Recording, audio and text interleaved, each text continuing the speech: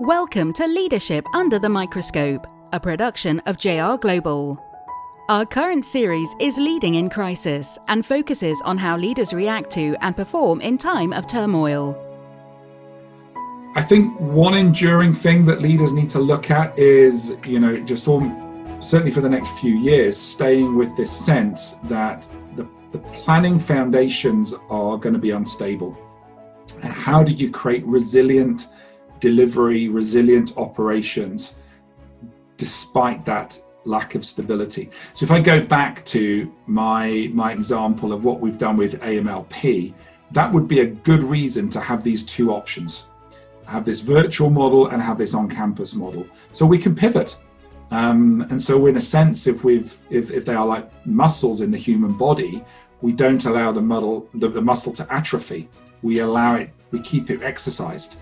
So we've got that ability to work in different ways.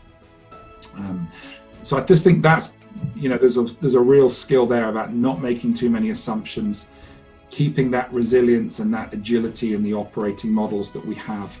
The bigger societal questions that we were just focusing on, and recognizing that there is just ever more innovation, and therefore, fostering that creativity, fostering that innovation, that entrepreneurial capability, particularly in large organizations and older organizations where it's often more challenging, is going to be really, really important.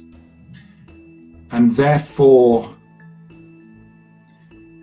a capacity to think deeply about the world in which we're operating, the people that we're responsible for, the systemic consequences of the decisions that we make has, I think, only become more important. And it's no longer for many leaders possible to operate in isolation or ignorance of the broader world in which their organizations are having an impact. Well, particularly when you're controlling people's lives within the organization, customers, and how do you manage all of that in particularly in this Zoom world and this Teams world of things being much more fragmented? How do you keep cultures together and induct people into cultures? These aren't easy things.